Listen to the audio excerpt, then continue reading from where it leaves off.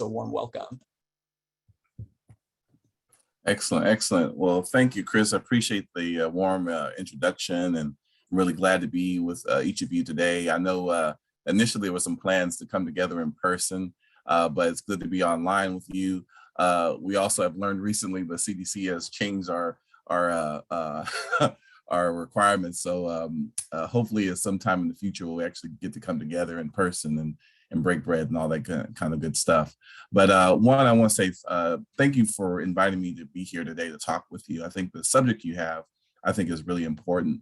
I'm going to actually hopefully talk with you about some things that will be helpful for you to really tackle this work around, you know, dealing with the legacy of oppression that many of you are going to be dealing with in your personal work.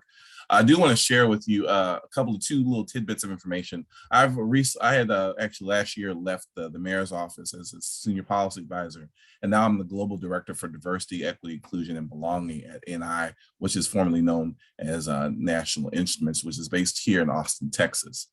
The other little tidbit of information that I think will be helpful for you to know about me is I'm a dad of a 21 and a 24-year-old. And so they're the ones who I probably do this work for more than anyone else. But my hope is that we'll walk away today. I'm going to invite you to possibly learn a little bit, maybe just confirm some things that you already know. But my hope is that you walk away with some good information that you can take with you wherever you are, whether it's in school or work or both, your personal life. I think hopefully it'll be useful for you as far as your attempts to really tackle this important work. I also want to make sure that we actively use the chat function that we have available to you. I'm actually going to get some assistance from Chris and our other assistants here to make sure I'm answering to any questions that we have. And so let's just get into the work. I want to start off by saying, as I was preparing for my time with you today, my girlfriend said, please don't use any of those phrases that Joe Biden uses, because they're kind of like, you know, they're kind of cliche and old school. I said, what are you talking about? Joe Biden phrases. I didn't know what she was talking about. So I went and looked it up online. And so I've made a commitment to not use these phrases that Joe Biden uses. The first one is not a joke. That's not hyperbole. Literally, I'm serious. Hey, folks, here's the deal. My word as a Biden. Come on, man. And my favorite, a bunch of malarkey. I will not use any of these phrases. So if you have your bingo chart out, wondering if I'm going to use any of these Bidenisms, I will not be using it. You will lose this game. But I want to start off with that because I know many of us use or common with Biden's kind of phrases he uses. My hope is I will avoid these as much as possible. But I do want to start off a conversation with you because when we enter these conversations around diversity, equity, inclusion, justice, fairness, democracy, as we see it, these conversations can be quite difficult to have and challenging. The question here is, what are the parameters, what are the guidelines we're going to use to have these conversations? And I like to use these 4 agreements. And these aren't probably the 4 agreements you're familiar with, but the 4 agreements that comes out of the work around courageous conversations around race. And the first idea is this idea of staying engaged. One of the big challenges that I know people have a million things going on in their lives. We have things, whether it be politics, conflict in the Ukraine today. We have our roommates who ate our pizza out of the refrigerator. We're dealing with spouses and partners in life. And so there's just always, if you got kids, that's always another little dynamic. These things make it sometimes very difficult to stay engaged. And I'm going to invite you to stay as engaged as possible with this work, knowing there's other distractions out there. But the more you stay engaged with this process and this work, the more I think you'll get out of the experience. The next thing I'll offer to you is this idea of dealing with experiencing discomfort, which I'll talk about a little bit more in detail. But this idea really comes from the expectation I think we've had in the past and even in the present, where we expect that things are going to be nice and friendly and cool and no one's going to hurt anyone's feelings. And the truth is, oftentimes we're going to be triggered. We're going to have things come up for us. And it goes against the expectation that we're supposed to be comfortable in these situations. And really, what I'm going to ask you to be mindful of is that you might experience some discomfort. Matter of fact, if you're going to learn anything about yourself and others, you're likely going to experience discomfort. And so I'm going to add that as one of the agreements that we're going to focus on. The next one is speaking your truth. One of the common things you'll see people do is talk about other people's experiences, what they learned about others when they spent time in Florida or wherever group they're talking about. And one of the things I'm going to ask folks to do as they chime in and have dialogue with one another is speak your truth. Who else is a better expert on your life than you? And so one of the things I'm going to ask you to do is, instead of speaking about what you know about other people, is talk about what you know about yourself and really focus on speaking your personal truth. The next thing I want to focus on is setting the expectation that we're not going to finish by the time we finish here today. Oftentimes people enter into these kinds of conversations. They go to a workshop for 2 days and they think, okay, I'm going to not be a racist or a homophobe or a non-sexist after I finish this workshop. And the truth is that's not going to happen. We're all on a journey. And so sometimes you have to start off, as I'm doing here with you today, to say, we expect and accept there's not going to be closure, that this is part of a long, ongoing journey. This is not going to be a check the box kind of thing, but we're going to use this experience and connect the dots between experiences you've had in the past and the ones you'll continue to have hopefully in the future, and continuing this dialogue around diversity, equity, inclusion, and belonging. And again, stay engaged, experience discomfort, speak your truth, and expect and accept non-closure. And this is, again, out of the book, Courageous Conversations About Race, that you might want to use as a tool for your work. I want to dig a little deeper into this conversation around comfort, because I'm a firm believer that oftentimes life begins at the end of our comfort zone. A lot of the learning that you have experienced up to this point in your life and learning your continue the work that you experience in your life will happen right at the end of your comfort zone. And the reason I mention that is because oftentimes, again, when we're dealing with this difficult work around diversity, equity, and inclusion, we're trying to learn about ourselves, we're trying to learn about other people. There's this expectation that we're supposed to do this in the comfort zone, where there's no risk, we avoid any kind of conflict, and we oftentimes don't get to ask for what we need, or what we need is just to not have any kind of conflict. And then the other end of the spectrum is the terror zone, where we feel overwhelmed with fear and anxiety, overly vulnerable. We almost have this emotional paralysis. And no work is actually going to be happening there either. And so what I'm inviting you to is to be in the courage zone, where you're really taking some risks that you're not accustomed to. You're being vulnerable in some way that allows you to open up how you're feeling about any number of experiences, whether it be fear, anxiety, whatever it may be. That courage zone is a space where you'll have some distress, not trauma, but distress around issues that we're going to be talking about today. And so that's what I would offer to you as a way of thinking about this in a slightly different way than maybe you have in the past. The next thing I want to focus on is this idea of having moving from a fixed mindset to a growth mindset, which I imagine many of you have heard about, but I want to kind of ping you here and encourage you to really think from a growth mindset, because that fixed mindset sees failure as somehow a limitation of our abilities. That when we recognize that we have behaved in ways that may be racist, sexist, homophobic, that we've done things maybe in the past or the present that represent that we get into this dichotomy that we're either good or evil. And because I did these evil things, however small or large, that means that I'm just at the heart, fundamentally, I must be a bad person. And that fixed mindset is actually going to get us where we need to be. That growth mindset is really going to allow us to really unshackle ourselves from this idea of being either good or bad, and really see the gray.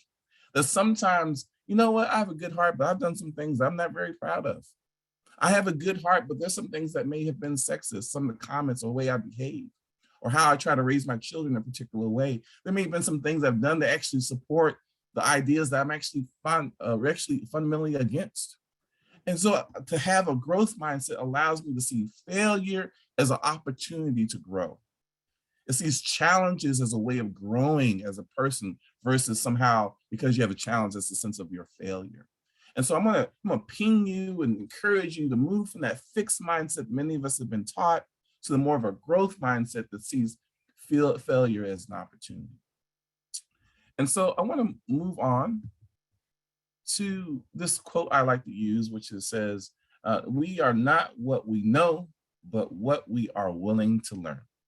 And I like this quote because it really reflects that curiosity that's necessary to do this work, that willingness to say, you know what, I don't know, and being comfortable saying, you know what, I don't know. We live in a world, I think sometimes that tells us that because I went to school and I have a PhD and I've done this work for somehow I'm supposed to know all of this stuff. The truth is, I'm always learning. I still have more learning than I have the opportunity to learn things in the past. And how many times have I had to relearn something that I learned, 15, 20 years ago? And so really want to encourage you to be in that learning mindset as you're going through this experience with me and others today. And so the first thing I want to introduce to you is because as I'm going to touch on a number of occasions, there's two pathways or two journeys that I want you to focus on. The first one is your own personal journey, the journey that you're going to be on, that is you're going to be your own struggles, your own opportunities, your own challenges, your own sometimes failures and successes.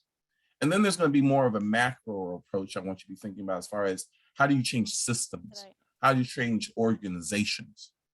And so the first one I'm going to focus on is more the individual. And what I want to use as a tool that might be useful for you. And again, this comes out of the book, Courageous Conversations About Race, that I think you might find very useful. There's actually a resource here in town called Beyond Diversity that if you would want to attend, it's actually available through Leadership Austin. And you go online, you can actually find that resource relatively easily. But it talks about this idea of using a compass. Because when you're entering these conversations around, again, cultural differences that we're kind of referencing today, sometimes we're not aware of how we're feeling and what we're dealing with. And so this is an attempt to use this tool to kind of bring some awareness of where we are in this space when we're entering these conversations or doing the work. Where are you on this compass? And that's the question I'm fundamentally asking you to do. But let me first cover the compass. The first part of the compass, and there's 4 parts of the compass. The first one is the believing quadrant. This quadrant really is about the values. It's the moral part of the compass. These are the things that you're going to check your behavior against. I say I believe in fairness and democracy and egalitarianism and interdependence. These are maybe values that you have, maybe not, but they're the beliefs that you have.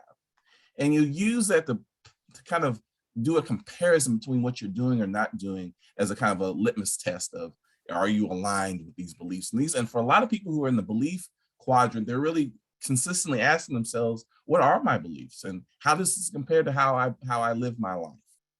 And then you have others who have spent a little bit more time in the thinking quadrant. This quadrant is really more the intellectual part of us. And let me be clear, all of us have these 4 quadrants. The question I want you to be dealing with and struggling with is, where do you spend maybe more of your time than others? For some of us, we're going to spend time in the believing quadrant. For others, we're going to spend time in the thinking quadrant, which is more of the analytical part of us. That's going to be looking at data and information and numbers and reading books to try to understand maybe a different culture or their own culture or their different experiences.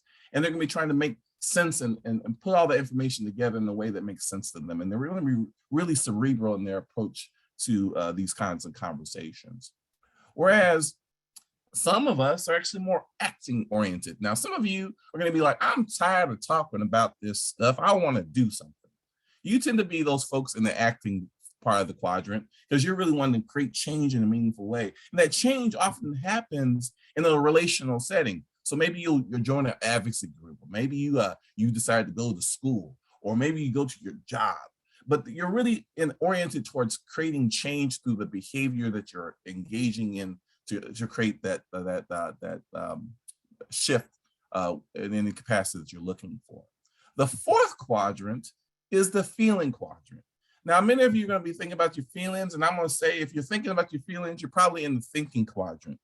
The way of emotions that I want you to be thinking about is not just how you think about your emotions, but how you actually experience the emotions, right? So when I'm in it, y'all are social workers, so I think this should be up your alley.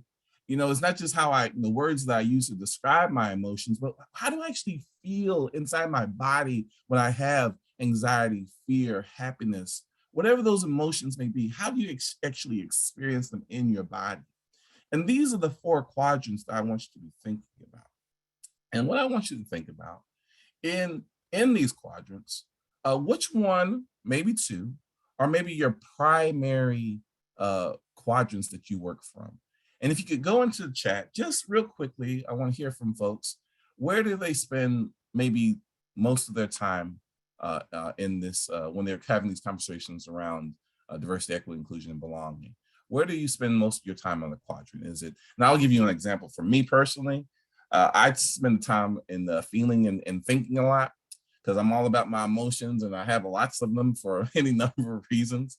But for me, sometimes I have to use my thinking to help me understand the emotions I'm having. I need to have words to describe the experiences I'm having. And so I spend a lot of time in the feeling and thinking aspects of the quadrants. And so I'm asking for yourself, where do you think you spend your time? And I'm going to ask Chris or whoever else is helping out, if there's anything coming up in the chat, we want to read some of those aloud. We've got a pretty good spectrum, Dr. Prince. A lot of folks are thinking. We've got a handful of folks that are acting, and a lot of crossover. Seems like a lot of folks are somewhere in between thinking and acting, and in between believing and thinking. Oh, excellent, excellent. Well, the good thing about this, and thank you for that, Chris, one of the things is that there's no right or wrong answers for this.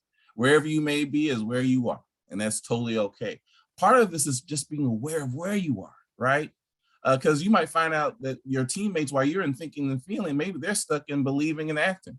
And so sometimes we have conflict because we're not in the same place about where we want to do, how we feel, what our thoughts and what our beliefs are. And so sometimes starting off with just knowing where you are in the quad, in this compass, will help to have some understanding of where you're aligned, but also where there might be some differences between yourself and other people. But that first starts with your own personal awareness of where you are.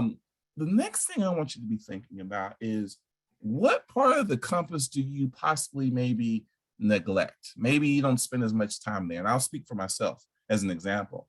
I tend to sometimes, I don't think I avoid it, but it's like an afterthought. It's my beliefs, because I have some real strong beliefs, but it's not the thing that comes to mind first. What comes to mind for me first are my feelings and my thoughts. And then after a certain circumstance, I'm like, what are my beliefs in this situation? What are the beliefs that I'm trying to test my behavior against? And so the area that I tend to kind of sometimes think of as an afterthought, I'll get to eventually, are my beliefs. And I want you to think about just for a moment and just put in the chat, if you please. And again, I'll ask Chris to kind of see what comes up. What are some things that you feel like you don't spend as much time, or maybe you neglect to a certain, what part of the compass do you maybe don't spend as much time in? Looks like a lot of folks are identifying a sense of neglect around acting. And I think a close runner-up is going to be believing. Okay, cool. Yeah, but acting by far is what folks together this morning are identifying. All right, cool. And I appreciate, thank you again, Chris. Again, there's no right or wrong answers. Part of this is just bringing awareness to where we spend our time, where we need to maybe sometimes, if acting is a place like me that I sometimes forget about, when I'm spending all my time analyzing data, being aware of my emotions and trying to understand all the things that are going on, I have to ask myself, what am I going to do? It's a reminder sometimes that sometimes I need to spend less time on my feelings and thinking and actually act. For others, you're going to be acting's not your problem. You're ready to do something now, but you're not sometimes always aware of how you're feeling in the moment, what your thoughts are, and that might be impacting how you behave. And so again, there's no right or wrong answers, but this is about, one, what is your go-to? What's the area that you may not spend as much time on? And how you can use this tool as a way of trying to help you. What we're really trying to accomplish here is centering ourselves. So we're accessing the entire compass. So we're not just being stuck in the feelings and thinking, but being reminded of our beliefs, being reminded of the things that we need to do. And so this is just a really, I think, a nice way of trying to really be aware of how to make sure you stay centered in your work around diversity, equity, inclusion in a meaningful way. But also maybe it's a way that you check in with others and see where they may be on the compass. And if they're kind of stuck somewhere or not neglecting a certain space, maybe it's a good conversation to make sure that we're attending to the entire compass. However, there's a challenge here. Sometimes we can go a little too far in any one of these quadrants where it becomes distressful to us, maybe even sometimes traumatic. And that happens for each of the areas of the compass. And let me just cover them real quickly. The first one is disbelief. This is when we go into the shadows of our belief, where we feel like we don't know what we believe. Things are so stressful. Things are so challenging for us that our beliefs are being challenged in such a way that it makes us feel uncertain, right? We're in literal disbelief about it. And so this is when we find that we're in the shadows of believing. The next shadow is the shadow of ignorance out of thinking, right? We there's so much information we're trying to process. There's so many books we need to read. There's so many people we need to meet. There's so much information we're trying to process. We don't even know where to start. We don't know how to make sense of it. We don't know how to organize it. We feel like we don't know anything. I mean, how many times have you felt in the past where you're just like, I don't know what to think? I mean, how many times have you seen a research study coming out about the pluses and minuses around how much you should or shouldn't drink around alcohol? And sometimes people just say, yeah, I don't know what to do. And so that's where that shadow comes up, where we feel like we just don't know what to think.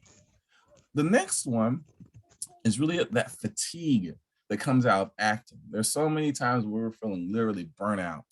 We're just literally, our bodies are just shut down and we just go into our bedroom and don't want to come out for whatever reason, because we're just so fatigued because we've acted so strongly that we have worn ourselves out, right? That we literally feel that in our bodies. And the next one is that fear, but it's not just fear as an emotion, but it's any intense feelings of anxiety, fear, frustration, to the point that you feel immobilized and you're not sure what emotion to have. How many times have people said things, I'm feeling some kind of way? Because you're not quite sure what emotion you're experiencing at a particular time.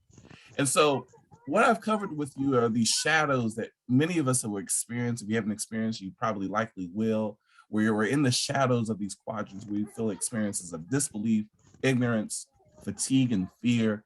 And I don't want to just leave you with this idea that you get there and there's nothing to be done. Actually, the reason why I think this compass is helpful for us, because if you find yourself in the shadows of fatigue, where you just don't know what to do and you're just so fatigued, that's when it's important to move out of that quadrant into one of the other ones. Maybe it's an opportunity for me to think about, I'm really tired and exhausted. And I'm tired of dealing with all this racism and sexism in the world. I don't know what to do with myself. I'm so tired and fatigued. Maybe it's a good time for me to revisit my beliefs. What's really important to me right now? What are the things I need to pay attention to? Maybe I've spent so much time on the work that I need to spend more time with my family and friends. Maybe I need to have some relaxation time. Maybe I need to go on a trip somewhere, or as my family used to do, because we were broke, we would just go on drives. We just go drive somewhere and drive back. And sometimes that was a relief from all the stressors that we had. We just go and enjoy some new town we've never been to before.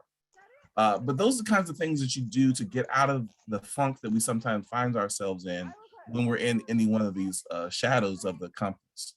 And so again, as an example, just moving out of fatigue requires you to go to belief, going to thinking, or going to feeling as a way of managing this situation. Cool. Let me just pause and see if there's any questions about the compass. And Chris or whoever else is helping out, if there's any questions I can help with on this compass. Don't think we have specific questions, Dr. Prince, but a lot of folks are really relating to feeling seen and validated as you've shared about the experience of moving between these different areas. Excellent, excellent. If anyone has any specific questions, please go ahead and drop those in the chat and we can take a moment to talk together. Well, in interest of time, I'll try to make some time available at the end because I have a few other things I want to cover, but do want to know that this slide deck will be available to share with others. So if you, for some reason, your notes are not that great, the good thing is you'll have this available to you at a later point. Let's move on. Do want to kind of give you just another way of thinking about these different quadrants. With the believing, it's more like the soul, the head for thinking, the body and your acting, and the heart with your feeling. But the next thing I want you to be thinking about, and we don't have a whole lot of time, But I do want to have you respond if you feel able to one or both of these questions. And the first question, and if you can write this down, or you can wait until you receive this later on. But the thing I want you to be thinking about, what challenges do you face? I'm sorry, this is a little typo there. What challenges do you face when working effectively with people from other cultural groups? What challenges do you face? And again, this is really an attempt for you to be thinking about, what are some challenges that you're still working on? You know, for me, in my personal life, race has been probably the most salient aspect. And so dealing with race and racism is something I've very much focused on. Through my life, I've spent more time on talking about issues around sexism and gender. And as I continue in my life, I've learned more about the LGBTQ plus community. But in truth, there's a lot of areas that I don't know as much about, I still struggle with. And so when it comes to that struggle that you might be going through, I want you to be thinking about, what are people who are from different cultural groups, how would they effectively work with you as well, right? And so these two questions of what challenges do you face, and the example I'm giving you is there's still a lot of experiences and knowledge I don't really know as well as others. And so I struggle with not feeling like I have all the information I need to be as well versed as I like to. So I struggle with not knowing enough. But that's going to be a lifetime struggle for me. But that's one of my struggles, right? What is your struggle? And then what is the struggles that others may have in working with you? And I'll give you one example. As an American, and this is something I can say in general about many Americans, not all Americans, but many Americans, is that we tend to be very task-oriented in our work. We get together, we have a project, we talk about the project, and we get it done. And that's the task. And that's how we build our relationships secondary to the task. The task is primary. The relationships we build along the way is secondary, right? In other cultures, and I find this in my work working with a global company, is that you have other cultures that emphasize the relationship more than the task. And so as they're building relationships with one another. No, you won't. Yeah, thank you. As you're building relationships with people who come from more a relationship-based kind of culture, you might find that they want to spend more time developing the relationship first, then work on the task. It doesn't mean the task or work is not important, but they prioritize building trust and connection before focusing on the work. And so what I oftentimes run into is making sure that I'm not too task-oriented, particularly if I'm working with someone who's more relationship-focused.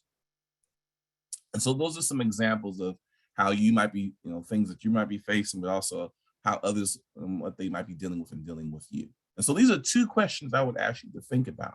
And again, this is under the umbrella of how do you become the kind of champion you want to be in doing this work. And these are two really great questions I've used in the past to help, build some awareness about what I'm dealing with, but also building some awareness of what others might be dealing with in working with me. Because I'll be real clear with you.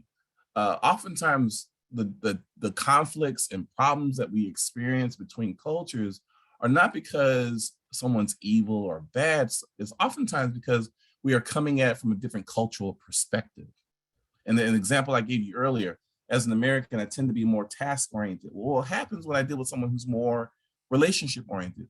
We're going to have conflict because we see the problem from a different perspective, not because their approach is better than mine or vice versa. We're just seeing it from a different lens. And so really understanding those differences will help you to better understand how to navigate across cultures in a more effective way. So I just pause there, just to make sure, give folks time to kind of go. Again, if folks have questions, they want to share their ideas, things they've faced when working with people from different cultures. Anything coming up in the chat, Chris? Got a lot of folks that are nodding and resonating with the importance of self-awareness and critical self-reflection. Certainly the impact of capitalism as it relates to this task-oriented viewpoint that a lot of folks tend to operate with. Managing bias and being aware of bias, feeling like you need to always have the right words or say the right thing in a given situation. The sense that society doesn't always value or doesn't often value the relational importance of those connections as we move through the world. Yeah, those are great reflections. I really appreciate, and I'm glad that folks are having some reactions and responses. I think we're these are things that we're all trying to struggle with, and I think that's the glue that's going to bind us. Is that these two questions? I think if you don't have an answer right now, I imagine with further reflection, you'll have some ideas that will come up. But I would encourage you to pull these two questions up with your colleagues and friends and classmates, really responding to these questions. Because these are things I think, no matter where you are in your journey, will be things that you should be thinking about. But I want to transition here, and I want to focus a bit more on the more macro aspect of the work. Because if you're asking yourself, how do I change my university or college? How do I change my job? How do I approach things to help them tackle this work around diversity, equity, inclusion, and belonging on a macro level? I'm going to just introduce to you the work that I'm doing at NI. And where we call our strategic vision the beloved community. And I basically stole that from the work of Dr. Martin Luther King Jr. And he has several quotes around beloved community, but I'm going to use this one. And he says, "Our goal is to create a beloved community, and this will require a qualitative change to our souls, as well as a quantitative change in our lives," right? So it requires not just the quantitative things where we're focused on, like, meeting certain goals, a certain percentage of women or people of color or whatever you're trying to accomplish through your metrics, right? But there's also a qualitative change. You can make the changes you're talking about. You can have a certain percentage of Black people or Latinx or whatever community you're trying to raise. But if fundamentally the organization hasn't changed who they are qualitatively, you haven't really accomplished your goals. And so in my organization, we want to have half of our leaders and half of the people in the workforce to be women. We could do that, but if it still functions like a male-oriented type of organization with all the biases that come with that, then it doesn't serve anyone, including the men. And so it has to be a qualitative and quantitative change, but it requires these three portions. It first has to start off with atonement. And atonement is fundamentally just about acknowledging and recognizing the unfair, biased, discriminatory behavior that's happened. A lot of organizations struggle with just doing this. Right here in the state of Texas, they're telling us we can't have conversations around race. That's a whole debate around critical race theory. And what they're really saying is, don't have conversations about race because it makes me feel uncomfortable as a white person or as a male. And so what I would encourage you to think about is, if you're going to create changes, it must and requires a simple acknowledgement. And that's where you start the conversation, that atonement. The second part of this is the reparations. And again, people hear reparations and they think money. That's only one part of it. This is about how do we repair, whether it be through our hiring practices, how we admit people to different colleges, universities, or where people live across our different neighborhoods. Reparations are the programs, initiatives, the policies that we try to change so we can correct for the unfair treatment of people from the past. And so you must have systems in place to create the kind of change you're looking for. But if that change does not lead to reconciliation, where we experience a sense of restoration, a sense of healing, we end up repeating the errors of the past. I can have half of my organization represented by women or a certain percentage represented by Black and Latinx folks. And we can do that great, but if there isn't healing that's a result of it, what I'll have is a group of people who end up replicating the same problems we had in the past. So that healing is necessary for the redemption that people oftentimes don't feel they actually have. And this is talked about to some degree in the book called My Grandmother's Hands, where he talks about moving from dirty pain to clean pain. Because without the healing, what happens from generation to generation and person to person is a transference of dirty pain. All the anxiety and fear and frustration and ill will and bad temperament and poor behavior that we're all trying to correct for. But what happens is that we haven't made the qualitative change, and we end up just transferring more dirty pain to one another. Some of the organizations that are the worst at this work are the people who are responsible for diversity, equity, inclusion. You probably have heard stories of organizations who are responsible for creating less racism and sexism, who are oftentimes doing the most racist, sexist stuff to one another in their work. It's crazy. Social workers, psychologists, we're supposed to be about mental health, and sometimes we do some crazy stuff to one another, really mistreating people that we shouldn't. But we do this sometimes because we've gone through the motions, but we actually haven't experienced the healing and restoration that's necessary. And so these are the three components of this idea of a beloved community. But I want to dig down just a little bit more and really focus on how I measure this. And there's a model called the HOPE model that actually has some really good data that's associated, really more from an individual basis, but we're going to take some risks here and try to apply this to the organization as a whole. Because there's four measurable components of building hope. The first one is having a clear understanding of what your goals are. What are we doing here? What are we trying to achieve? So you have to have clear goals that you're trying to achieve, and people's sense of clarity and ownership of those goals and evaluating organizations where they are on that is really important. The next one is agency, having that sense of confidence that you can actually achieve the goals that you've set for yourself, right? And if you don't have that confidence, your ability to maintain hope is going to be diminished. The next one is having a pathway, not just one, but multiple pathways. And what that means is having the people, having the resources, whether it be money or other things, but just having a sense of what does it take to actually achieve the goals that you have, how confident you feel about actually accessing those resources to achieve what you want to achieve. And the last one is being aware of the barriers. How many times have we felt confident? We've had the pathway and the resources and we knew where we wanted to go. And lo and behold, here's this wonderful barrier that gets in the way. And what's key here is not just being aware of the barrier, but finding the alternatives around that barrier, right? And having active conversations of what are we going to do when this happens? What happens when our funding goes away? What happens when the state says you can't have conversations about critical race theory? What happens when the state comes in and says, hey, you got to report parents of transgender youth? These are real barriers that many of you are going to be facing. How do you deal with them in a meaningful way?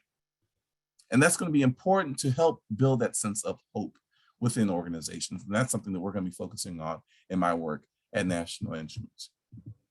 The next thing I want to focus on is this idea of a change model, right? Because creating change has to be understood in a systemic perspective. And these three components I think are really important. I'm going to give you examples of each. The first one is normalizing the conversation around diversity, equity, inclusion, and belonging. If you don't normalize it, make it part of your kind of day-to-day activities, it makes it very, very challenging. And one way of doing that is through education. At NI, we have a series called the Leading Inclusion Series. We expect everyone to participate in. All managers are expected to lead conversations around leading inclusion, and they're given materials for how to have those conversations with their teams. That's to normalize that these kinds of conversations are expected in the work setting. And so that's part of our work to normalize this conversation. This next piece is organizing it. You can't get anything done if you don't organize it. And so that means oftentimes having a committee who's responsible, who identifies clear goals. It's building capacity, making sure you have expertise available to actually deal with this work. The worst thing you can do is ask someone who just seems to be curious around issues around diversity, equity, inclusion, but actually have no expertise in the space. I'm glad you're curious. I appreciate it, but you're not the person who should be leading the effort. And so you need to have someone who has expertise, whether it's a consultant or go through some training, coaching, so you have the expertise, so you can have the organization through your committees, councils, to make sure you have a clear understanding of what path you want to take, back to the hope scale, back to the work we talked about earlier. And the last part is operationalizing it. These are the measurements, the ways that we make decisions to make sure that we are really infusing the sense of accountability that's necessary to implement what we're trying to accomplish. And one example of that is what I use in my work is the equity tool. This is something that has been developed by different organizations and used across different governments and organizations. And what this is really a process to really normalize, organize, and operationalize our work around diversity, equity, inclusion, and belonging. And so it's oftentimes looking at how we make decisions, make policies, review practices and programs, and even our budgets. Using this tool will help you to reevaluate and look at how you may build equity and inclusion into that process. And there's 6 parts of this, this tool. First, there's the proposal. What are we trying to solve for in the first place? What policy? It can't be just an ambiguous, we just wanted to have a place that's more fair. What specific policies, programs, budgets are we looking at, and where is the problem that we're trying to solve for? What's the desired outcome that we're trying to achieve? The next piece is, what's the data we have available? Oftentimes organizations are collecting data, but they're not using the data to help make the case for what direction they should or shouldn't be taking. And if they don't have the data, then you should be asking yourself, how do I collect the data? Because I'm going to need data to self-support the work and give us guidance of what direction we need to take. The next piece of this is engagement. Really, how do you make sure you're engaging not just the people who are leaders, but people who are closest to the pain, furthest from the power, and making sure that you're engaging them and asking them about their experiences and their opinions and ideas. So you're not just focusing on the people who are at the top, but the people throughout the entire organization. Next is the analysis and the strategies you use to really look at who's benefiting and who's being burdened by what we're trying to accomplish. Really understanding how do you really, what are the strategies of that we're going to use to advance equity and really make sure that we're mitigating the unintended consequences. This requires us looking at the data, looking at what strategies we're going to use to approach the work that we're going to be going about. The next one is implementation. We went through all these processes. Now we've come up with an idea of what we want to implement, but what's the plan to actually implement it? As I mentioned to you earlier, we have a program, we're trying to have 7,000 people across the globe with all kinds of languages. How do you make sure that actually happens in a meaningful way? You can't just say, do it. You actually have a plan to make it come to fruition and implement that plan. And lastly is, where do you build the accountability and communication? Back to my example of leading inclusion. We have to make sure that we communicate how important it is. It has to come from leadership. We have to give people accolades for the hard work they've done. We have to give them tidbits of information to tell them, hey, where they are in the process and how close they are to the end. All that accountability and communication really helps to really provide the transparency that people are looking for, that this is one, a priority, and it's something that's continually moving. And so if you don't have all 6 of these pieces, it's really hard to really build the kind of equity and inclusion that we're trying to build across organizations. But I give you this as an example of how to really approach this work in a meaningful way. And so just a few other things, and then I'll open up for questions. When you think about next steps, the one thing I would ask you to think about is, what are the key goals your team, your organization, or you personally, when it comes to cultural differences, need to be to successfully navigate? What are the key goals your team has where cultural differences need to be successfully navigated? What do you really want to achieve? The next thing I would offer to you is, what can your team do differently to improve its results? Are there things that you can be doing to really help change what you're wanting to accomplish around this work around cultural diversity and inclusion?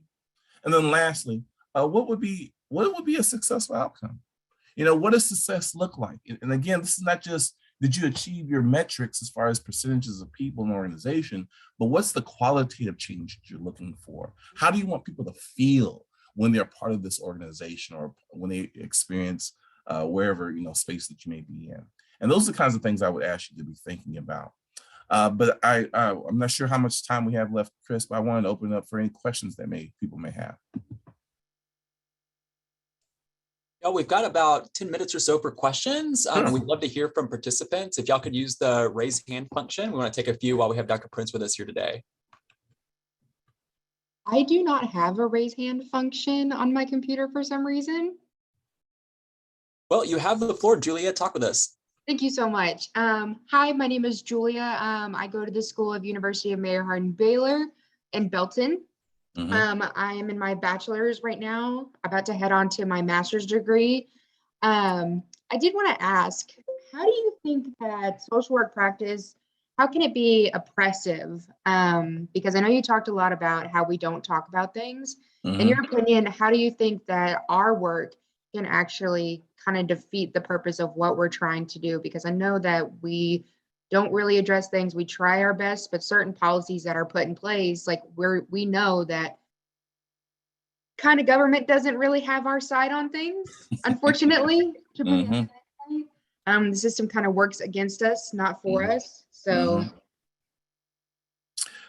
Well, I appreciate your question, and one is it's a complicated one, but I think one, just being curious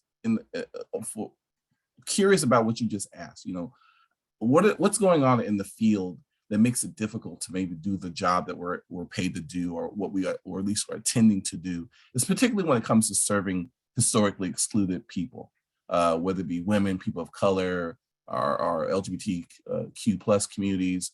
And unfortunately, a lot of some of the training that some of us are receiving, there aren't enough conversations around some of these cultural differences that we're talking about now. And so one way that I think sometimes students can be involved with is really talking with their professors and administration about how do we make sure that we have a comprehensive, thorough strategy to make sure that diversity, equity, inclusion is infused into our curriculum, right? How do we infuse that into our curriculum so we're having these conversations so I can take the skills that I've developed while in school and apply them to my work? So good example of that is focusing on, oftentimes we're very pathologizing folks, right? Instead of really seeing the strengths that people. Now, you may say to yourself, this is something, yeah, I've heard this before, but there was a time that we pathologized everybody. We came in, try to pathologize the entire family, their whole neighborhood, their whole community, and then spend any time focusing on what strengths that they bring to the table. That was a revolutionary change in the field a number of years ago, but that was coming from a space of really trying to better support communities without having kind of a very negative kind of outlook on how the people that we were working on. So that's just one little small thing, but that required someone coming in and saying, hey, how do we look at the work that we're doing as social workers in a different way? How do we better serve the people? And sometimes the best way of knowing that is identifying the problem that you're trying to solve for in the first place. And hence why I gave that kind of strategy of approach, because it's understanding what are the problems we're trying to solve for in the first place. Hopefully that helped. Right, thank you, Dr. Prince. Nakia, I see that you had your hand up.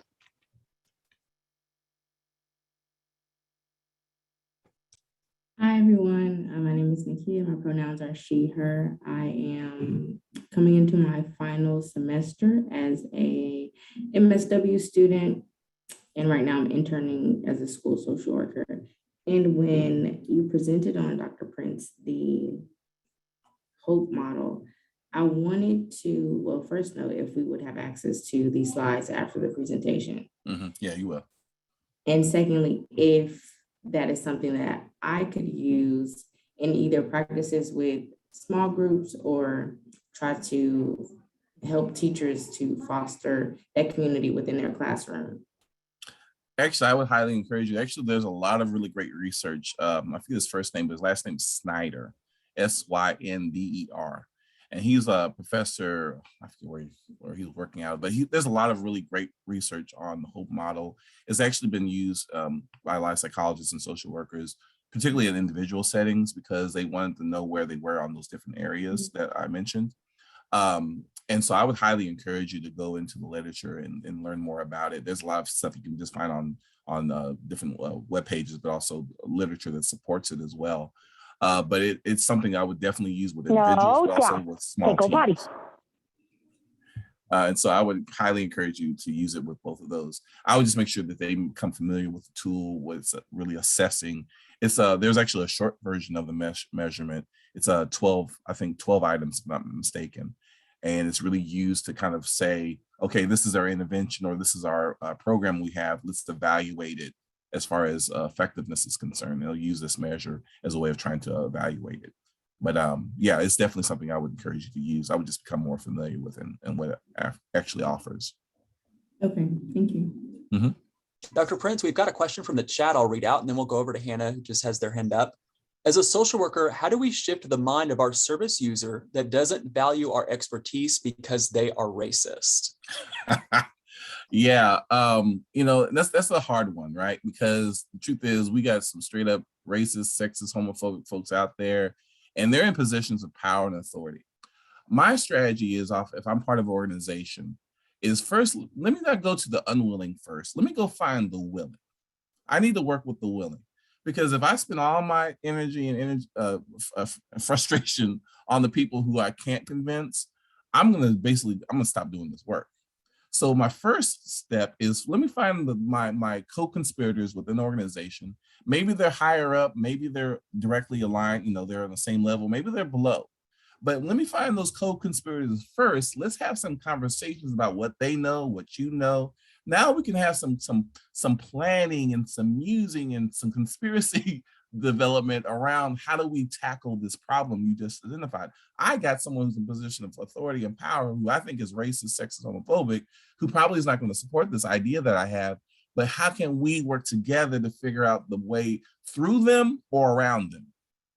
And so I would say your focus isn't that person, it's the other allies who are in the room to figure out strategies to work with them. Because sometimes, maybe the person is racist, but they're willing to have a conversation about how to do things differently. Maybe they have, I've done this many times where I'll find the friend of the person who I have a problem with, talk with them about the challenge I'm having and try to figure out a solution. And sometimes by having this second person gives me insights about how I approach the problem, maybe in a way that I haven't thought of. We're going to take one more question. Hannah, I see that you put your question in the chat, but it is certainly resonating with a lot of folks. Would you be comfortable asking Dr. Prince over Zoom? Yeah, absolutely. You kind of touched on this because you're talking about going to the willing first, which I think resonates with a lot of us. I think we all engage with people who are willing and also very unwilling.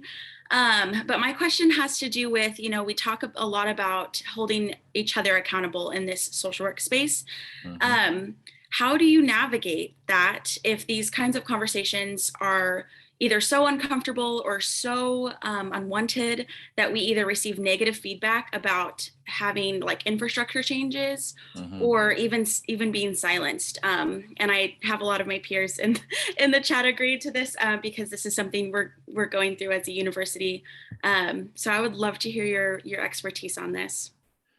I'm glad you asked that one. I appreciate it, Hannah. I'll be honest, this is a struggle that I don't know if it's ever going to go away, right? Because there's the issue of accountability. There's the topic, right? For one group, it's race issues. Another one, it's something else. And so there's always going to be this kind of, but then what I hear you asking is about accountability, creating spaces that are safe for us to challenge one another. And I'll be honest, one of the things that's been helpful for me more recently I'm actually doing a book club at my job where we read through the book Nice Racism. And the reason why I'm reading that book in particular, she's the same person who wrote DeAngelis is her name. She wrote White Fragility, but she did the follow-up book because of all the feedback and pushback she got from the first book. Because people are like, you're calling me fragile. I don't like that. So she wrote a book in response to that. For me personally, I think Nice Racism is a great book because it really articulates many of the things that I imagine you and others are experienced around the issue of race. And really, and she writes the book specifically to her white colleagues and friends, the people she loves. And then she's like, look, let me tell you why you're racist in your nice way. And I've said this I've been in Austin 20 years. And I say Austin's one of the greatest, nicest, sweetest, racist towns I've ever lived in my life. And so I say that in jest, but I say it because it really speaks to some of the really nuanced, complicated challenges I experience.